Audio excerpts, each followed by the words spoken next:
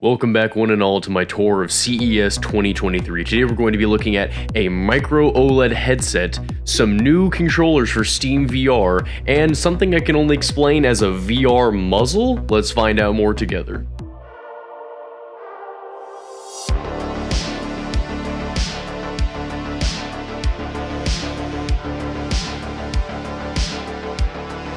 I want to start this video by saying that all three of these products are currently under development. They are created by a subsidiary of Panasonic known as Shift-All. The headset I'm currently testing here is the Megane X. While this headset was nice to use and the colors and visual were definitely above where I thought they were going to be with a headset this small, it definitely does need some work. I'd say the two main things that this headset needs to improve on is the comfort as well as the angle of where it rests on your head. Obviously, the comfort part is pretty self-explanatory. The headset was very uncomfortable to be able to use. And just for clarification, to let you know, they do have the Megane X and the Megane X Business Edition. Currently, you're seeing me wearing the Business Edition, which was very uncomfortable. The Megane X, which is the non-Business Edition, was more comfortable to use just because they did have a part that went over your forehead, but other than that, it was still kind of uncomfortable to be able to use. Now, when I'm talking about the angle of which it sets on my head, I'm specifically referring to the fact that if I were to put it at a different angle, I would have been able to see things better. Having a full top and back strap, as most VR headsets do,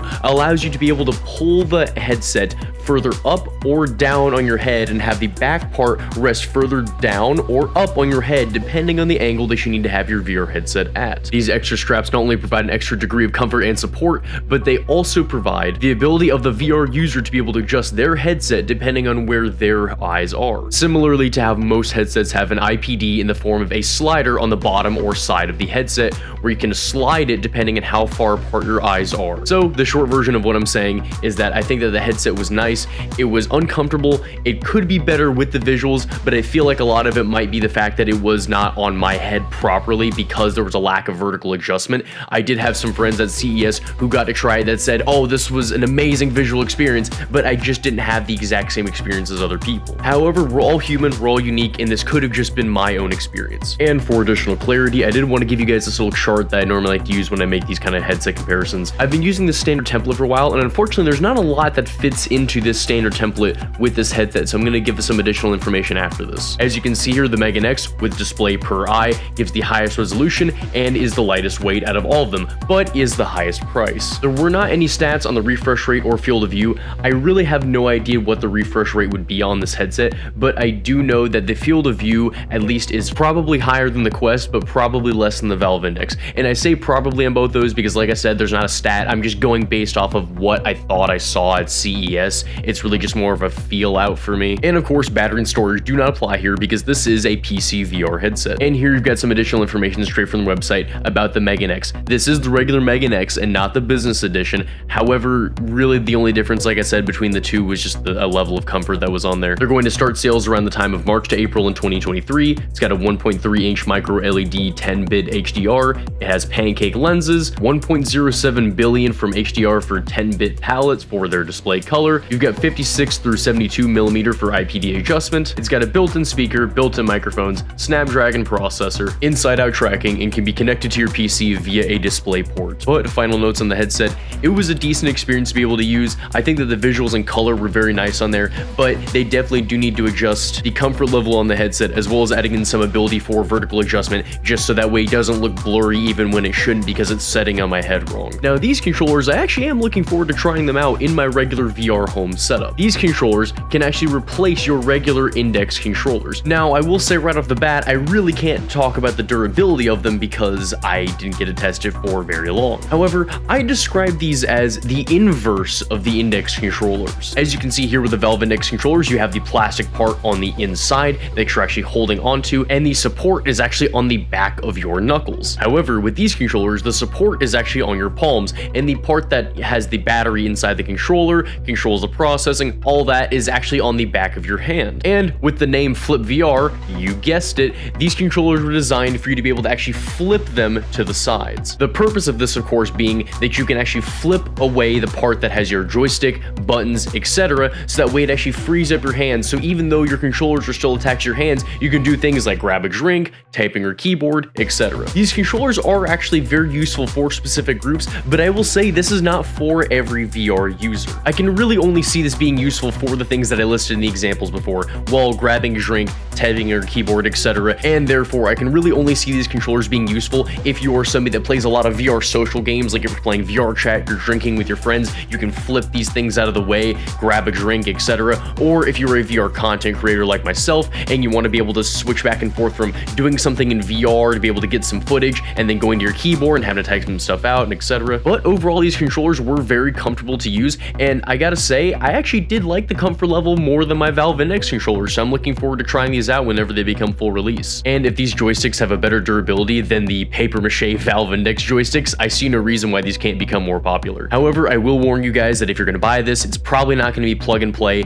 because the fact that it is a lesser known third party that's making these controllers. If you buy them and try to go into a game, you're probably going to have to program in your controllers every time you play it, which isn't going to be bad after you do it. It's just that that's something you'll have to keep in mind, that every time you go into a new game, you're probably going to have to map your controls every single time through the Steam VR home menu. And just to give you a short specs rundown, there's no price yet. It's determined to be released sometime within 2023. It's got A, B, Y, and X, the 2 thumbsticks, the 2 triggers, the 2 grips, which are actually buttons as opposed to the Valve Index, which has the touch sensitive ones. It comes with its own dedicated dongle, so that way it gives you better connection. It has 7+ hours of battery life and uses a USB-C type in order to charge, and it's tracked via the Lighthouse tracking system, which is standard for Steam VR products. And lastly, I did see a lot of other content creators actually skip over this booth, but to be honest, this thing was actually pretty cool. Now, obviously, this doesn't need a VR headset. Obviously, you don't see me using one right now, but this is what I call the VR muzzle, because I think this could be very useful for VR players. Now, as VR consumers, we all know that VR is immersive.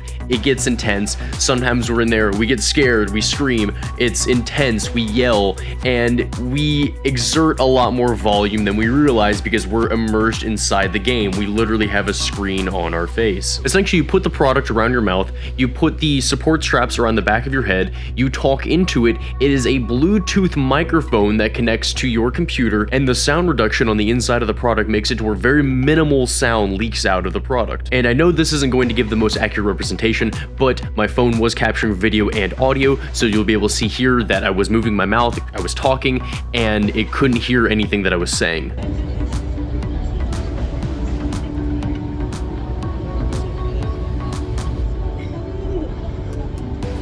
And just for clarification, the headphones that I was wearing were the receptors of the audio, so I was able to hear myself talking, and the audio quality from the microphone was actually very good. And from a business perspective, I would say my advice to Shift All would be that if they wanted to market this towards VR gamers, because we do know that a lot of people in the VR marketplace are looking for free stuff because their headsets were expensive or maybe they were a gift, would be to have a large sales volume but low profit per sale revenue model. Basically making the product as cheap as you think you can make it while still making a profit off of each unit, of course, to try and encourage more sales. Because this is something that can not only be useful for me as a content creator who has a roommate and I don't want to have to bother him by being too loud, I can also see this being marketed towards parents that are going to buy VR headsets for their kids, saying, hey, is your kid screaming at a volume on the VR headset while playing Gorilla Tag that's so loud it might shatter your windows? And of course, here are the specifics for any of you that do know anything about audio quality and things like that. To me, the simple facts I would say to take away from this is the fact that I thought the audio quality was good, the unit itself was comfortable, and it has an 8-hour battery life. And since the unit itself has over double the battery life of your average Quest 2, if you can use this as a Bluetooth input for your Quest 2, I think this would be a phenomenal product. But overall, my final notes is that the headset was nice to be able to use. It had great colors and display. I just hope that they add more adjustment later on so I don't get that kind of blurriness effect of the headset being off on my head. The controllers were comfortable and I think can be a nice competitor for the Valve Index controllers for people that like VR social hangouts and content creators, but I will need to do further testing to be able to check out the durability and things like that. And I do hope in the future that the flipping motion actually becomes more fluid. You saw in the video sometimes it was sticking a little bit. And the MuTalk was a comfortable product. It was kind of weird to have something over my mouth, but the audio quality was nice, the comfort level was there, and I do think this is a product that could be marketed towards VR consumers if marketed properly. Thank you all for watching, and I hope you found this helpful. I'll be leaving some boxes playing here with some other videos that are here on the channel from some other stuff I got to test at CES, game reviews, or even some comedy compilations, whatever you might like. I hope to hear from you in the comments about what you're most looking forward to out of these 3 products.